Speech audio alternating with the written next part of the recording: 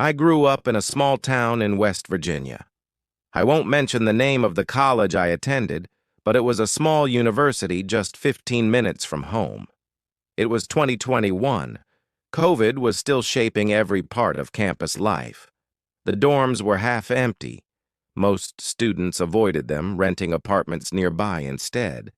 But I couldn't afford that. I stayed on campus and drove home every weekend. Even so, I wanted the real college experience, the noise, the late nights, the feeling of independence. On my first day, I met my roommate. We exchanged a few texts before move-in. The school had actually given her my number so we could just get to know each other, and which already felt strange. She'd seemed friendly over text. In person, she was polite, but distant. There was something privileged in her tone, like she was used to getting her way. Once during small talk, she casually mentioned, "Everyone has their own rooms now because there aren't enough students on campus. I did last semester until you joined." The way she said it made me freeze. I didn't know how to respond, so I changed the subject. I told her I lived nearby and usually went home on weekends, leaving Friday afternoons and coming back early Monday mornings around 6. She didn't react. During the week, she barely stayed in the room, mostly slept over at her boyfriend's dorm. That first Friday, I packed my weekend bag and drove home. Everything was normal. When I returned that Monday at dawn, the building was silent. I didn't have class until 10, so I decided to catch a few more hours of sleep. My bed had a thick memory foam mattress that sank perfectly around me. But about 10 minutes after lying down, I felt the edge of the bed press down, like someone was leaning on it. I froze. I was half asleep, confused, my mind trying to rationalize it. Then the mattress lifted again. Someone had been there. I turned my head. My roommate was on her bed, back turned to me, seemingly asleep. My pulse slowed. I told myself I was imagining things and drifted off again. The next weekend played out the same. I went home, came back early Monday, and collapsed into bed. Then it happened again. This time, the entire side of the mattress dipped. Someone sat down beside me. I didn't move. I couldn't. My heart hammered in my chest. Then I heard them get off, the creak, the shift of weight, and a soft thud as feet hit the floor. My bed was tall. I needed a step stool to climb onto it. Whoever had been sitting there had jumped off. I opened my eyes. She was in her bed again, facing the wall. I told myself I must have been dreaming, overtired, maybe hallucinating. It couldn't be real. Only the two of us had keys. But the following Monday, my nerves were already raw when I returned. I entered quietly. She was lying down, facing my bed this time. I climbed up and tried to sleep. 5 minutes later, the mattress indented again. A heavy weight pressed beside me. My body went cold. Then I felt it. A hand. Cold fingers resting gently against the back of my neck. My heart nearly stopped. The touch didn't move, didn't tighten. Just stayed there, resting, testing. Minutes or hours passed before the weight finally lifted. I heard the faint creak as the bed rose back up. I didn't move until I was sure I was alone. Then I bolted upright, heart pounding, and looked across the room. She was still turned toward the wall, asleep. That was enough. I grabbed my phone, left the room, and called my mom from the hallway. I didn't go to class. I told her everything, shaking. She contacted the school immediately. They let me switch dorms that same day. When staff asked if I wanted to involve the police, I said no. There was no proof, just my story. I only asked that she never be given another roommate. Later that night, while unpacking in my new room, I kept replaying things in my head. She'd once told me her previous roommate hadn't lasted long, but never said why. And I remembered one afternoon when she'd opened a locked drawer filled with at least 10 bottles of prescription medication. She said it was for a skin condition. I didn't know what to believe anymore. A few days later, she texted me, said I'd left a book and a binder behind. I didn't care about the book, but I didn't want to give her a reason to come looking for me, so I agreed to pick them up. When I went to the room, she wasn't there. Relief washed over me. I grabbed my things and turned toward the door, but as I opened it, she was standing in the doorway. I hadn't heard her come in. I hadn't heard the door unlock. I forced a smile, trying to act casual. She didn't say anything for a moment. Then she asked softly, "Where's your new room?" I lied. "First floor." "Which hall?" she pressed. "I don't remember," I muttered. "What's it near? The stairs? The office?" I lied again. "Near the stairs." I brushed past her and walked away. She didn't follow. I never saw her again. Sometimes I think about telling her boyfriend, but I was too scared then. And maybe I still am. Was I dreaming? Hallucinating? I don't think so. Only the two of us had keys. Maybe she was sleepwalking, some side effect from those pills. Or maybe she wasn't asleep at all. My mom believed she was testing me, seeing how close she could get before I woke up. And maybe, that last morning, she wasn't just touching my neck. Maybe she was measuring pressure, planning. I'll never know. But I hope no one ever has to share a room with her again.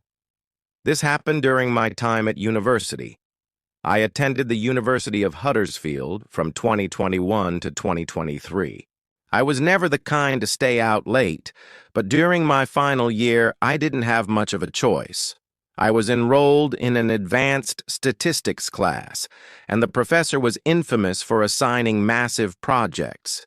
With the deadline for one of the biggest ones approaching, and my laptop constantly freezing, I decided to use the computers in the business building. That building stood a bit apart from the rest of the campus. 3 stories tall, older than most, with an unnerving, sterile silence that made it feel abandoned after dark. But the second-floor computer lab was usually empty after 9 p.m., so I figured it was the perfect place to focus. That night, I arrived around 10. The campus was already dead silent. The moment I stepped inside, I noticed how much colder it felt compared to outside. I swiped my student ID, heard the familiar beep, and the door unlocked. The place reeked of cleaning chemicals, a clear sign the janitorial staff had already finished for the night. I made my way to the computer lab, booted up one of the machines, and started working. For a while, everything was fine. The soft hum of the computer and the rhythm of my typing filled the quiet. I kept glancing at the corner of the screen to check the time, promising myself I'd leave before 1 a.m. But around 11:30, something strange happened. A door slammed somewhere down the hallway. It wasn't the front entrance. It came from deeper inside the building. I froze. Then I brushed it off, convincing myself it was just the air pressure or maybe a loose hinge. Still, the janitors should have been long gone by then.